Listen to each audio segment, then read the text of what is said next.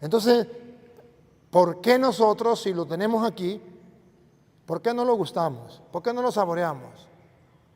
Y si lo sabemos, ¿por qué no lo enseñamos? ¿Por qué estamos dormidos? ¿Se acuerda? Mientras los trabajadores del reino, que son las monjas y los curas, duermen, los protestantes siembran la cizaña. ¿O no? Ellos no duermen. Ellos están constantemente, dale, que dale, dale, que dale. Y el Papa está reclamando, lo vamos a escuchar. El Papa dice, ya se perdió el deseo de salvar almas. Ya se perdió el deseo de rescatar, el celo apostólico. Ya se perdió. ¿Lo tienen ahí? ¿Lo ponemos el Papa a ver? A ver qué dice el Papa. Porque el Papa le habló a los obispos, le habló a los curas, le habló a las monjas. ¿Y qué le dijo el Papa? Esto me encanta, me fascina.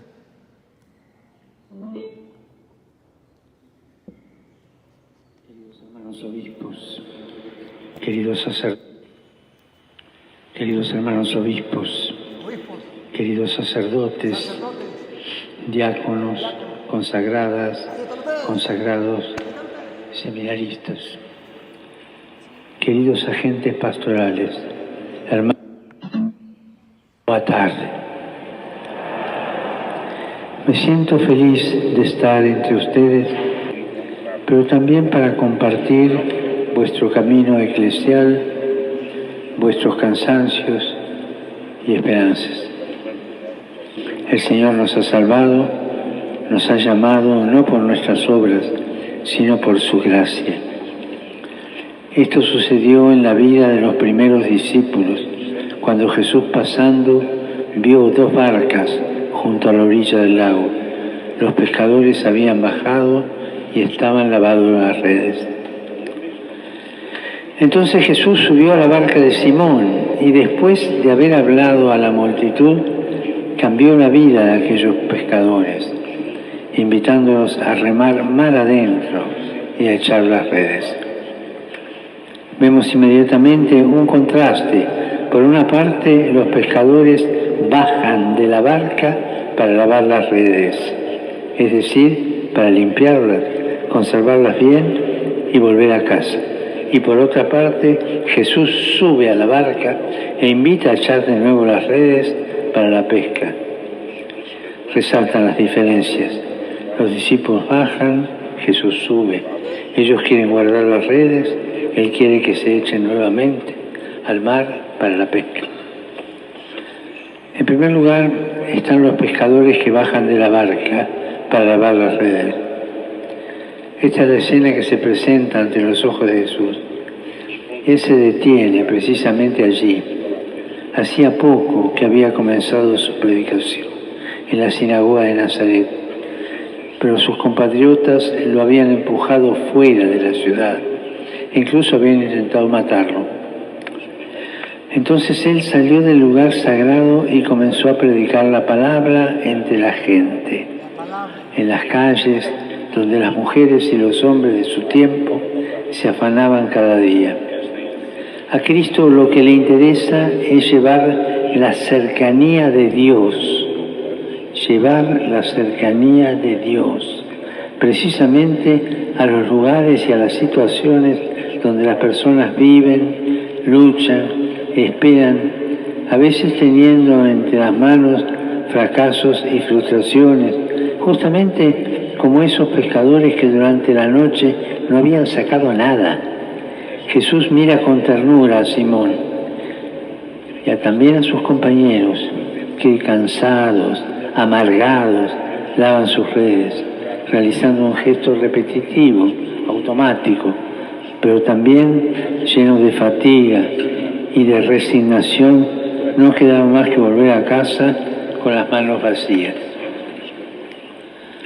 A veces en nuestro camino eclesial podemos experimentar un cansancio similar. Cansancio. Alguien decía, temo el cansancio de los buenos. Un cansancio cuando nos parece que entre las manos solo tenemos redes vacías. Es un sentimiento bastante difundido en los países de antigua tradición cristiana, afectados por muchos cambios sociales y culturales y cada vez más marcados por el secularismo, por la indiferencia a Dios y por un creciente distanciamiento de la práctica de la fe. Y aquí está el peligro que entra la mundanidad. Y esto a menudo se acentúa por la desilusión o la rabia que algunos alimentan en relación a la Iglesia, en algunos casos por nuestro mal testimonio y por los escándalos que han desfigurado su rostro y que llaman a una purificación humilde, constante, partiendo del grito de dolor de las víctimas que siempre han de ser acogidas y escuchadas.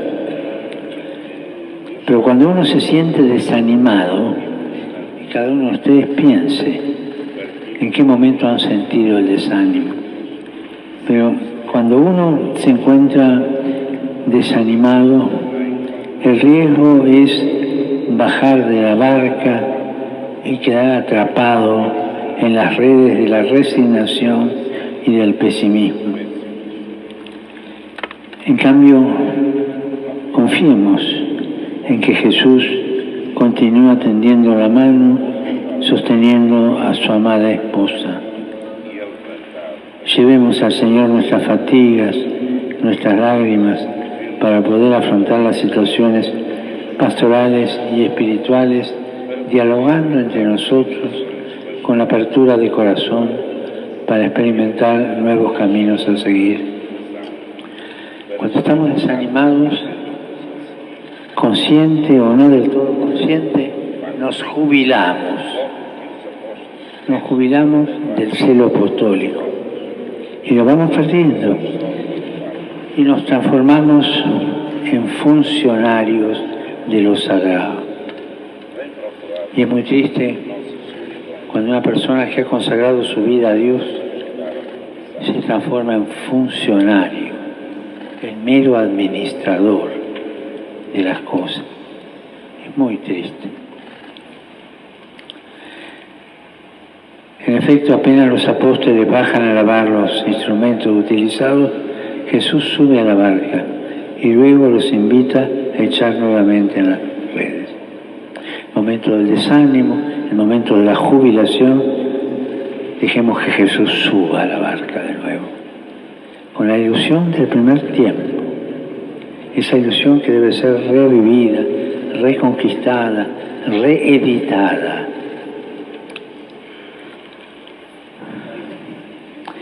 Él viene a buscarnos en nuestras soledades, en nuestras crisis, para ayudarnos a recomenzar.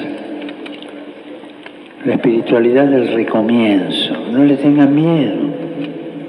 Así es la vida. Caer y recomenzar, aburrirse y recibir de nuevo la alegría. Recibir esa mano de Jesús. También hoy pasa por las orillas de la existencia para reavivar la esperanza y decirnos también a nosotros, como a Simón y a los otros, navega mar adentro, echen las redes. Y cuando se pierde la ilusión, nos salen 1000 justificativos para no echar las redes.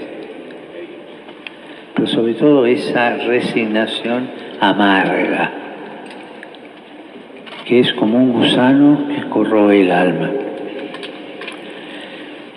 Hermanos, hermanas, lo que vivimos es ciertamente un tiempo difícil, lo sabemos, pero el Señor pregunta a esta iglesia, ¿quieren bajar de la barca y hundirse en esa desilusión que como un gusano anida en los corazones? ¿O quieren dejarme subir y permitir que sea una vez más la novedad de mi palabra la que lleve el timón? A ti, sacerdote, consagrado, consagrada, obispo, ¿te conformas solo con el pasado que tienes detrás o te atreves a echar nuevamente con entusiasmo las redes para la pesca? Esto es lo que nos pide el Señor, que reavivemos la inquietud por el Evangelio. Cuando uno se va acostumbrado y se va aburriendo y la misión se transforma en una especie de empleo, es el momento de dejar lugar a esa segunda llamada de Jesús, que nos llama de nuevo siempre. Nos llama para hacernos caminar, nos llama para rehacernos. No le tengan miedo a esa segunda llamada de Jesús. No es ilusión, es Él que vuelve a golpear la puerta. Y podemos decir que esta es la inquietud buena cuando nos dejamos seducir por la segunda llamada de Jesús. Esa es la inquietud buena que la inmensidad del océano les entrega a ustedes, portugueses, ir más allá de la orilla, no para conquistar el mundo, ni para pescar bacalaos, sino para animarlo con la consolación y la alegría del Evangelio.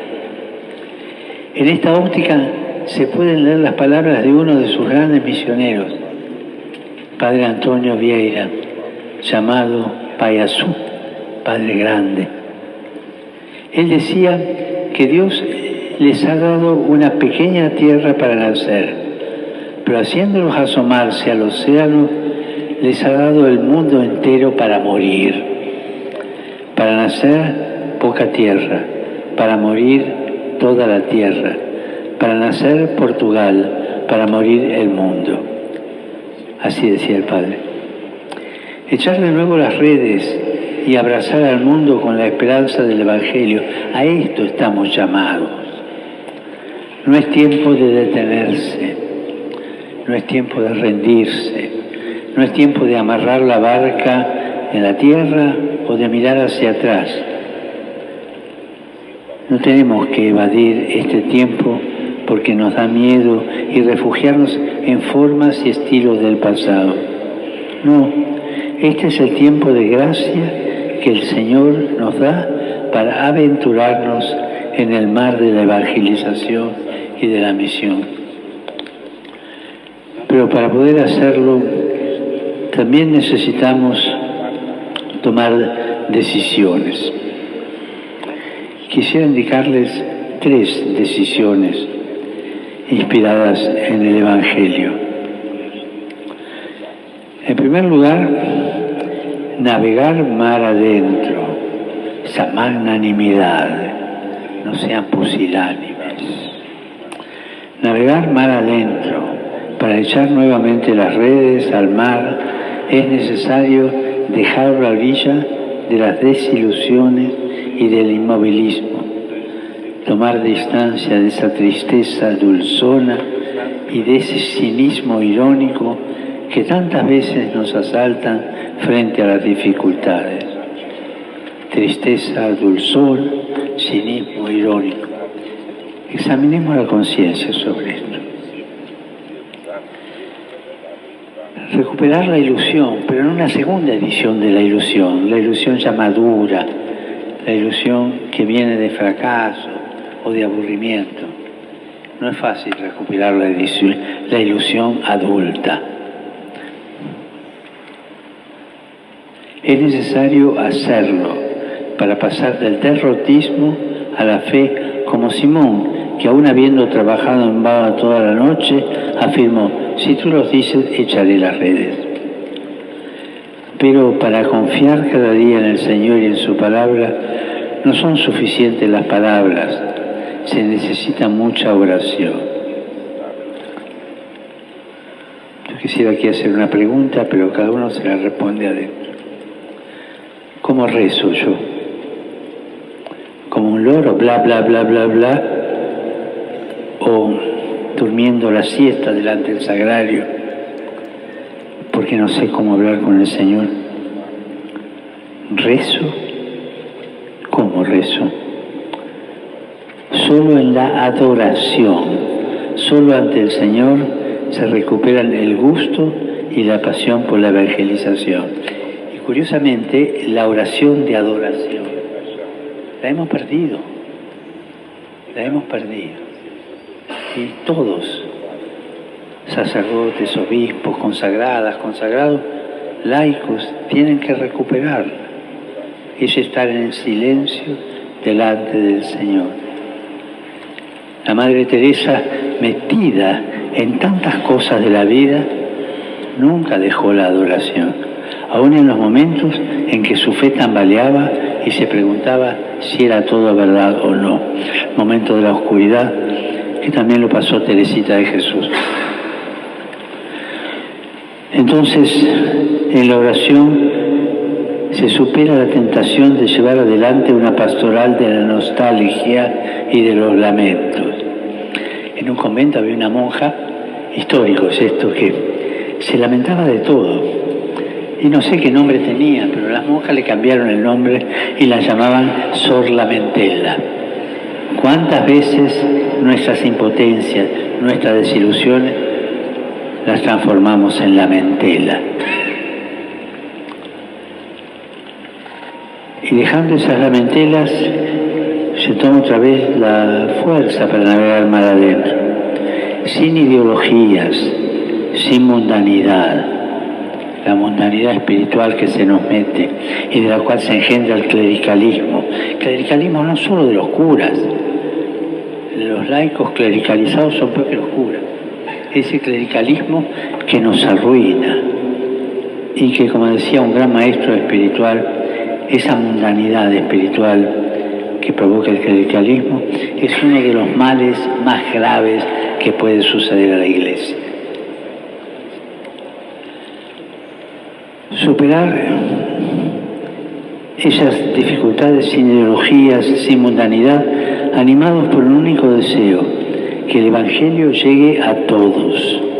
Ustedes tienen muchos ejemplos en este camino y visto que estamos rodeados de jóvenes, quisiera recordar a un joven de Lisboa, San Juan de Brito, era un muchacho de aquí, que hace siglos, en medio de muchas dificultades, se fue para la India y empezó a hablar y a vestirse del mismo modo de los que encontraba para anunciar a Jesús.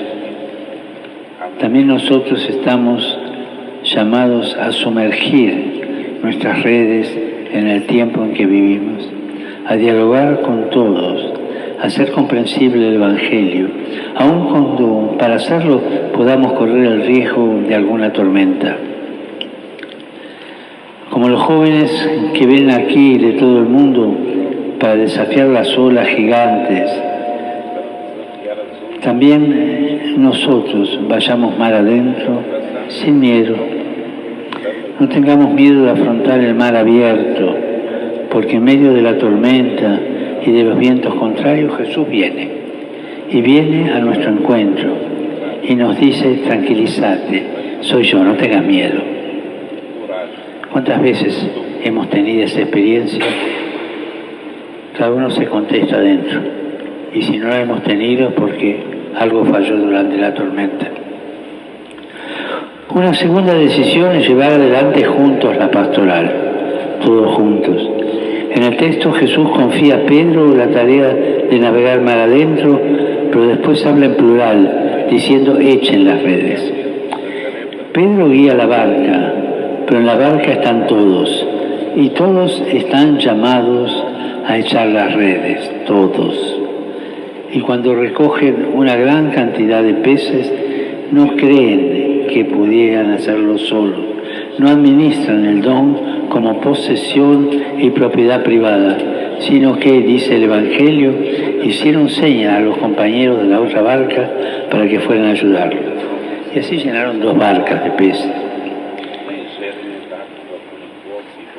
Uno significa soledad, cerrazón, pretensión de autosuficiencia. 2 significa relación. La Iglesia es sinodal, es comunión, es ayuda recíproca, es camino común. A esto tiende el sínodo en curso, que tendrá su primer momento asambleario en el próximo mes de octubre. En la barca de la Iglesia tiene que haber lugar para todos.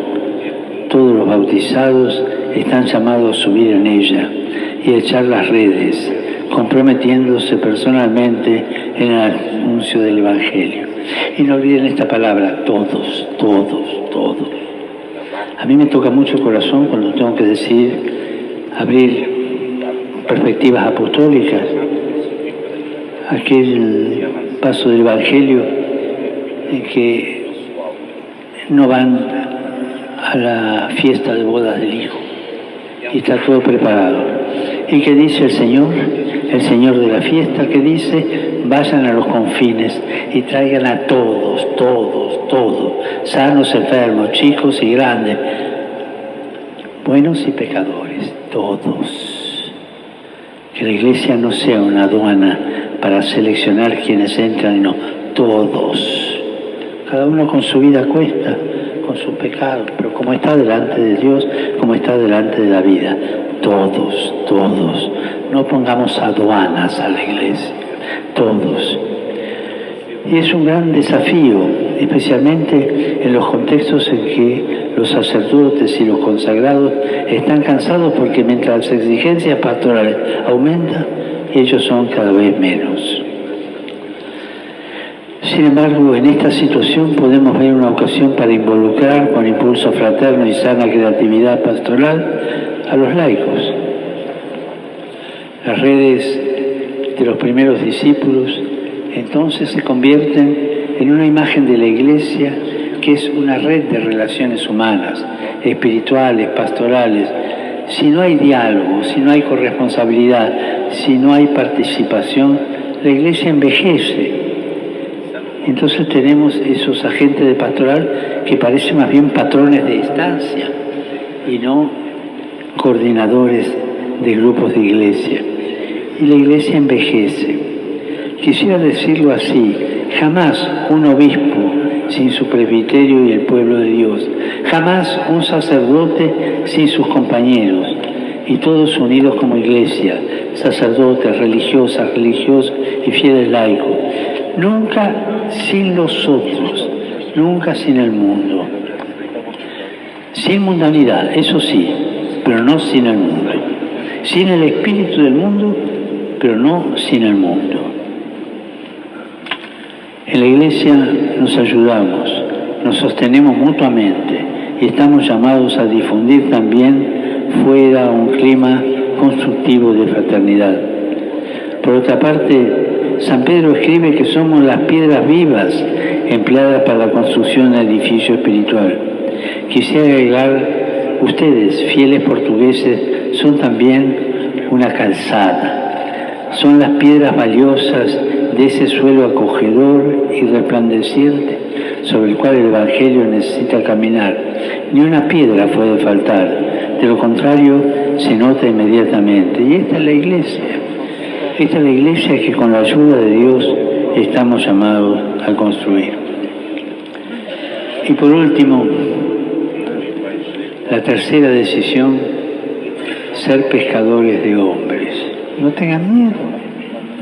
Eso no es hacer proselitismo, es anunciar el Evangelio que provoca. En esta imagen tan linda de Jesús, ser pescadores de hombres, Jesús confía a los discípulos la misión de navegar en el mar del mundo. Con frecuencia el mar en la Escritura está asociado al lugar del mal y de las fuerzas desfavorables que los hombres no logran dominar.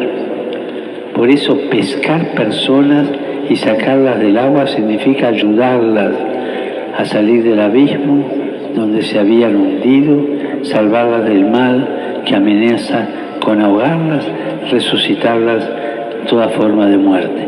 Pero esto sin proselitismo, sino con amor. Y una de las señales de algunos movimientos eclesiales que están andando mal es el proselitismo. Cuando un movimiento eclesial, o una diócesis, o un obispo, un cura, o una monja, o un laico, hace proselitismo, eso no es cristiano. Cristiano es invitar, acoger, ayudar, pero sin proselitismo. El Evangelio, en efecto, es un anuncio de vida en el mar de la muerte. Es un anuncio de libertad en los torbellinos de la esclavitud. es un anuncio de luz en el abismo de las tinieblas. Como afirma San Ambrosio, los instrumentos de la pesca apostólica son como las redes. En efecto, las redes no causan la muerte del que queda atrapado, sino que lo guardan con vida y lo sacan de los abismos de la luz. Hay muchos abismos en la sociedad hoy, y también aquí en Portugal, en todas partes. Tenemos la sensación de que falta entusiasmo, que falta la valentía de soñar, que falta la fuerza de afrontar los desafíos y la confianza del futuro.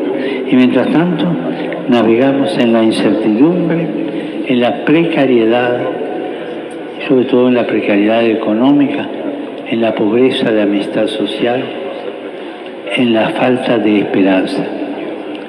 A nosotros, como Iglesia, se nos ha confiado la tarea de sumergirnos en las aguas de este mar, echando la red del Evangelio, sin señalar con el dedo, sin acusar, sino llevando a las personas de nuestro tiempo una propuesta de vida, la de Jesús, llevar la acogida al Evangelio, invitarlos a la fiesta, a una sociedad multicultural, llevar la cercanía del Padre a las situaciones de precariedad, de pobreza que aumentan sobre todo en los jóvenes, llevar el amor de Cristo allí donde la familia es frágil y las relaciones están heridas, transmitir la alegría del Espíritu allí donde reinan la desmoralización y el fatalismo.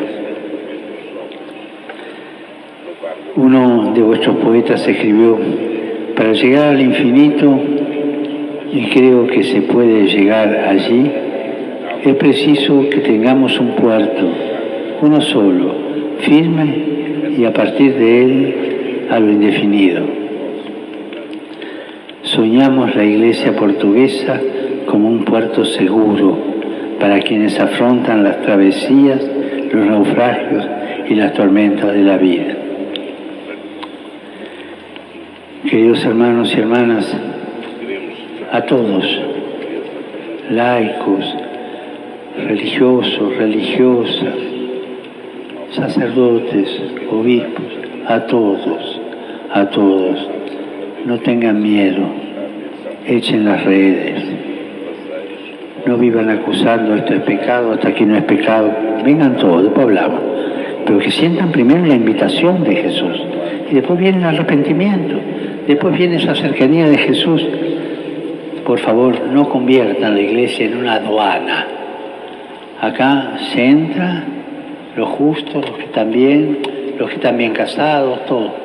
Y afuera todo lo demás. No, la Iglesia no es eso. Justos y pecadores, buenos y malos, todos. Y después que el Señor nos ayude a arreglar ese asunto. Pero todos. Les agradezco de corazón, hermanas y hermanos, esta escucha, que por ahí fue aburrida. Les agradezco todo lo que hacen, el ejemplo, sobre todo el ejemplo escondido y la constancia, ese levantarse todos los días para empezar de nuevo o para continuar lo empezado. Como dicen ustedes, muy obrigado, porque lo que hacen...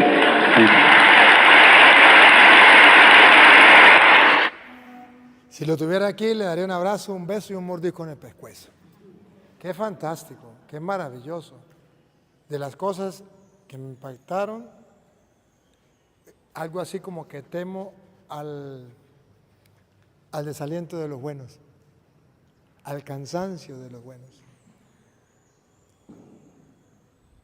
Ustedes, las monas cansadas, no evangelizan. Yo quiero mañana el pedacito donde dice que no hagamos proselitismo, que eso no es hacer proselitismo, que es evangelizar, que hay que evangelizar. Yo quiero aclararlo porque ni los curas saben qué es proselitismo, ni las monjas saben qué es proselitismo. El Papa habla que no al proselitismo, pero sí hay que llevar la evangelización. ¿Qué es el proselitismo y qué es la evangelización según la Biblia? Porque el Papa tiene razón. Entonces la gente dice, el Papa está diciendo que no podemos ir a predicarle a otras personas. No, eso no es. El Papa dice que eso es evangelizar, a eso hay que hacerlo. Lo que el Papa no quiere es el proselitismo. ¿Y qué es proselitismo? Si mañana no me acuerdo, les digo, si no ustedes me acuerdan. Y luego, pues, aquí está clarito lo que el Papa pide, y es la voz de Dios. No tiene desperdicio. Vuélvanselo a ver. No tiene desperdicio. Y es especial para nosotros. Gracias, Papá Dios, porque a través del Papa, tu representante aquí en la tierra para nosotros, los cristianos, nos has hablado de manera tan linda, tan hermosa. Ayúdanos a no ser sordos a tu voz, a escucharte de mil maneras, porque nos has hablado de muchas maneras. A ti, Dios, que quiere que todos los hombres se salven y lleguen al conocimiento de la verdad.